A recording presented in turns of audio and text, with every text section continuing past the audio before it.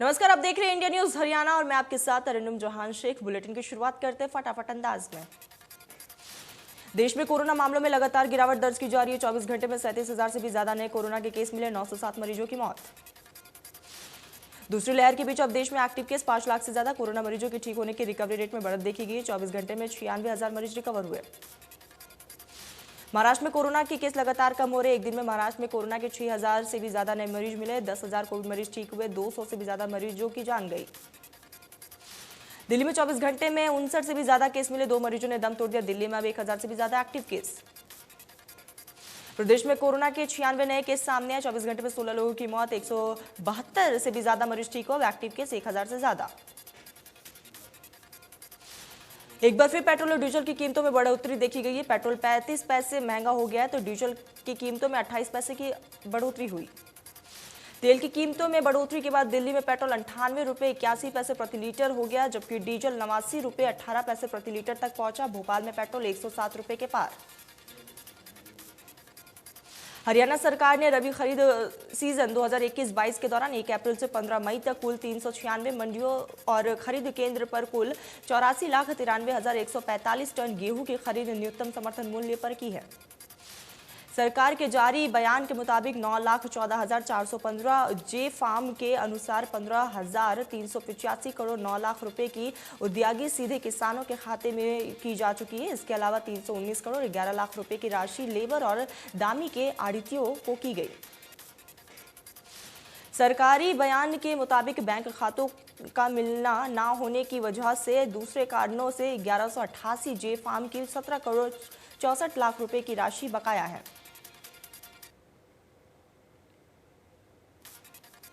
पंजाब कांग्रेस के अंदरूनी कलह को लेकर विज ने कहा है कि पूरे देश में कांग्रेस टूट रही है। पंजाब में भी उनके नेता अकाली दल में जा रहे हैं। वहीं महबूबा मुफ्ती के धारा 370 बहाली की बयान को लेकर कहा है कि वो सारी जिंदगी बैठी रहे, उससे कोई फर्क नहीं पड़ता है। कश्मीर में धारा 370 दोबारा नहीं लगेगी। हरियाणा के डीजीपी मनोज यादव की वापसी आईबी में जाने की चिट्ठी मिलने के बाद गृह मंत्री ने कहा है कि मनोज यादव की अर्जी पर उन्होंने गृह विभाग को नया पैनल बनाने का और केंद्र में भेजने के लिए कहा है।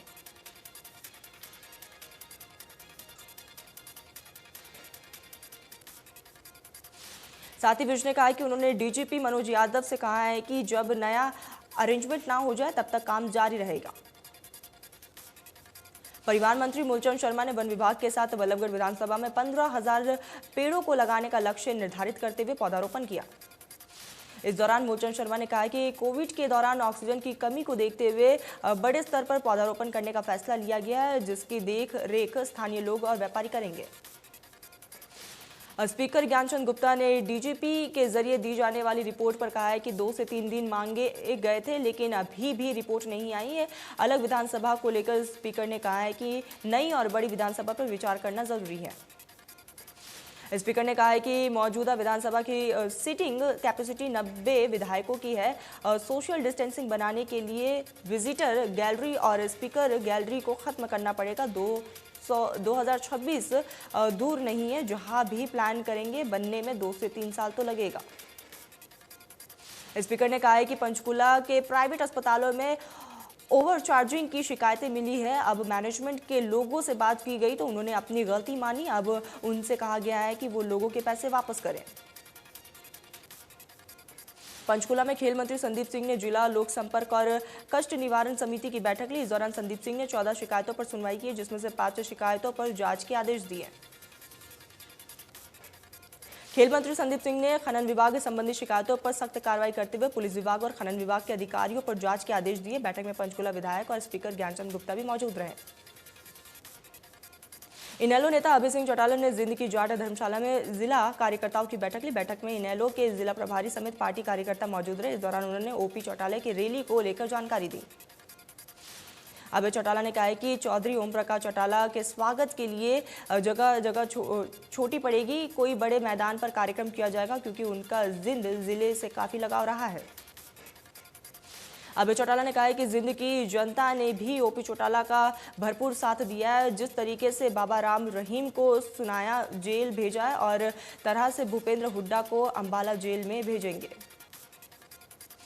अभय चौटाला ने कहा कि सरकार जितना चुनाव से भागेगी जनता उतना ही इनका बड़ा काम करेगी। चौधरी ओम प्रकाश चौटाला अपनी सजा पूरी करके आए हैं, हमारे ऊपर किसी का कोई एहसान नहीं है। राजस्थान हरियाणा के सुढेड़ा बॉर्डर पर किसान मजदूर भाईचारा सम्मेलन आयोजित किया गया। इस दौरान किसान नेता गुरनाम सिंह चढ़ोनी, योगेंद्र यादव समेत कई नेता शामिल रहे। योगेंद्र यादव ने कहा कि सरकार जब किसान आंदोलन से पूरी तरह से घिर चुकी है तब वो तिगड़म अपना रही है। सरकार हिंदू मुस्लिम के नाम पर लोगों को आपस में लड़ाना चाहती है। गुरनाम सिंह चढ़ूनी ने कहा है कि भारतीय जनता पार्टी हमें जाति और धर्म में बांटकर अपना राजनीतिक फायदा उठा रही है। देश आर्थिक तंगी से गुजर रहा है, हम आने वाले चुनाव में बीजेपी के खिलाफ प्रचार करेंगे। पंचकुला में श्रोमणी अकाली दल की हरियाणा इकाई ने बैठक की है। इस दौरान हरियाणा के मौजूदा राजनीतिक हालात और पार्टी को आगे बढ़ाने को लेकर चर्चा की गई। बैठक में एसजीपीसी चुनाव पर भी चर्चा की गई। महम से बीजेपी नेता शमशेर खरकड़ा ने पार्टी कार्यालय पर प्रेस कॉन्फ्रेंस में कहा है कि महम कस्बे में विकास के लिए मुख्यमंत्री मनोहर लाल ने करोड़ों की सौगात दी। उन्होंने कहा है कि नगरपालिका कार्यालय और 24 के ऐतिहासिक चबूतरा पशु अस्पताल सबकी शानदार बिल्डिंग बनाई गई है। उन्होंने आने वाले नगरपालिका चुनाव में बीजेपी को विकास के लिए चुनने की अपील की।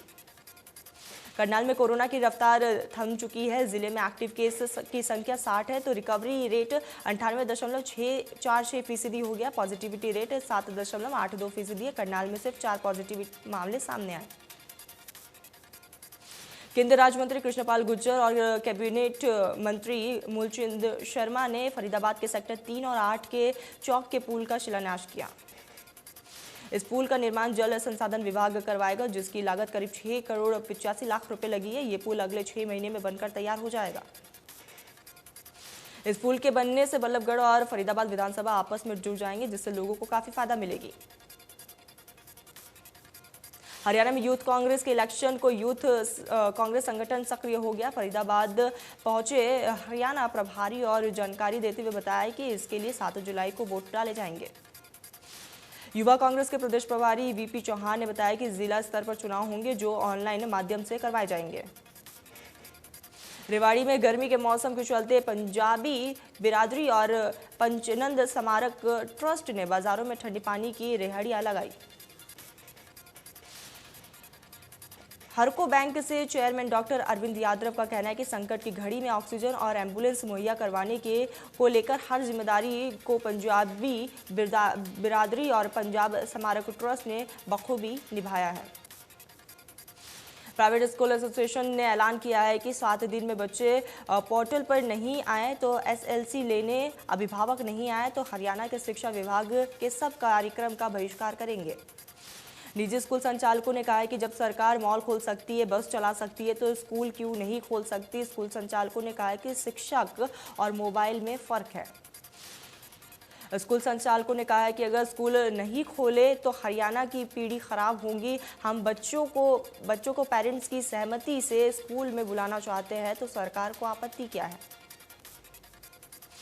फरीदाबाद में उप मुख्यमंत्री दुष्यंत चौटाला ने एक्सकॉट लिमिटेड कंपनी के R&D केंद्र पर दौरा किया। इस दौरान उन्होंने कंपनी के चेयरमैन और प्रबंधन निर्देशक के साथ इलेक्ट्रिक ट्रैक्टरों पर हो रही नई तकनीकों को भी देखा। इस दौरान दुष्यंत ने कहा है कि आने वाले समय में इलेक्ट्रिक वाहनों और ट्रैक्टरों का होगा। उन्होंने कहा है कि ये उत्पाद भविष्य की आवश्यकता है और इन्हें इको फ्रेंडली प्लेटफॉर्म पर तैयार किया गया। रेवाड़ी में युवा कांग्रेस के मेंबरशिप प्रमोशन के तहत विधानसभा चिरंजीवी राव ने अपना आवास पर रेवाड़ी में युवा कांग्रेस जिला स्तर की मीटिंग की। इस दौरान यूथ कांग्रेस के 5 पदों के लिए होने वाली चुनाव की जानकारी दी। विधायक चिरंजीवी ने बताया कि युवा कांग्रेस कोविड की गाइडलाइंस को फॉलो करते हैं। इस बार ऑनलाइन चुनाव कर रही है। 18 से 35 साल का कोई भी शख्स जिस पर कोई केस ना हो यूथ कांग्रेस का सदस्य बन सकता है। किसानों को मेरा पानी मेरी विरासत योजना का लाभ पहुंचाने के लिए हरियाणा सरकार ने मेरा पानी मेरी विरासत योजना का पंजीकरण अवधि को बढ़ा दिया है। अब किसान 15 जुलाई 2021 तक अपना पंजीकरण करा सकते हैं। योजना के तहत धान की जगह पानी की बचत करने वाली फसलों की बिजाई करने पर 7,000 रुपये प्रति एकड़ प्रोत्साहन राशि दी जा रही है। जिला सिरसा में 27,550 एकड़ का लक्ष्य दिया गया है। इस योजना के अनुसार जो किसान धान फसल की जगह वैकल्पिक फसल जैसे मक्का, कपास, अरहर, मूंग, ग्वार, तिल, मूंगफलियां आदि फसल करेगा उसे 7,000 रुपये प्रति एकड़ प्रोत्साहन मिलेगा।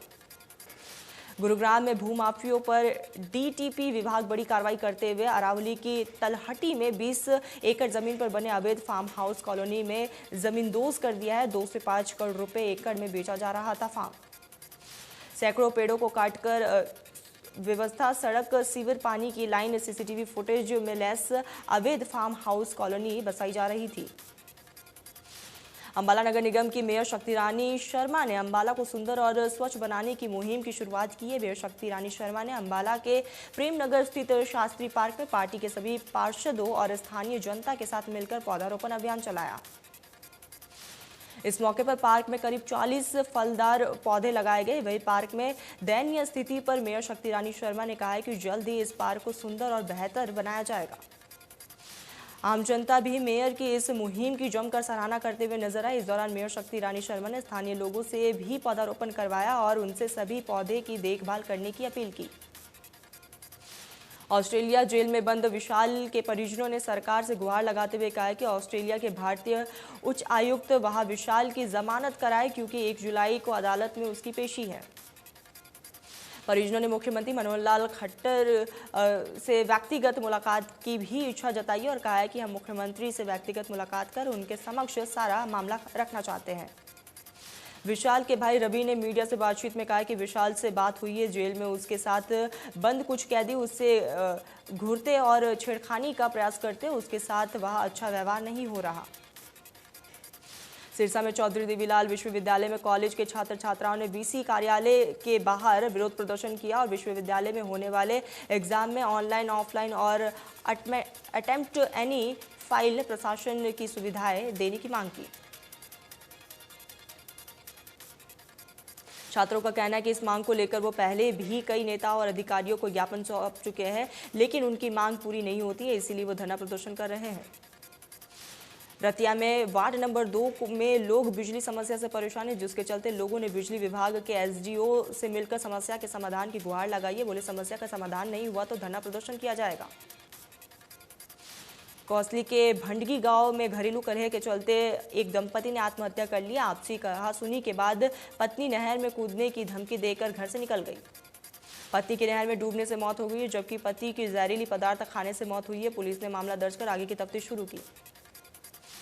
फतेहाबाद के नागरिक अस्पताल में एमटीपी किट बेचने के गोरख धंधे का मामला सामने है। स्वास्थ्य विभाग की टीम ने बेगस ग्राहक के जरिए नागरिक अस्पताल में ठेके पर कार्यरत महिला कर्मचारी को गिरफ्तार किया।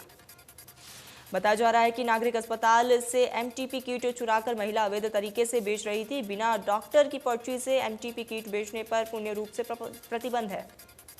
गोहाना उपमंडल के गांव सिरसाड़ में लाइसेंसी रिवॉल्वर साफ करते वक्त गोली चलने का मामला सामने आया। गोली लगने की वजह से एक शख्स की मौत हो गई, जबकि एक महिला गंभीर रूप से जख्मी है। बताया जा रहा है कि शख्स सतीश अपनी रिवॉल्वर साफ कर रहा था, तभी गोली चल गई। गोली सीधे सतीश को लगी है, जिसके बाद उसकी मौके पर ही मौत हो गई। गोली के छर्रे लगने की वजह से सतीश के छोटे भाई की पत्नी जख्मी हो गई। हिसार की एसटीएफ और रनिया थाना पुलिस ने लूट की योजना बनाते हुए 3 बदमाशों को अवैध हथियार और कारतूस के साथ गिरफ्तार किया। बदमाशों से 32 बोरे के 6 पिस्तौल और 17 जिंदा कारतूस बरामद किए। डीएसपी आर्यन चौधरी ने बताया है कि पकड़े गए आरोपियों की पहचान की गई है। पूछताछ में पता चला है कि हथियार मध्य प्रदेश क्षेत्र से लाए गए।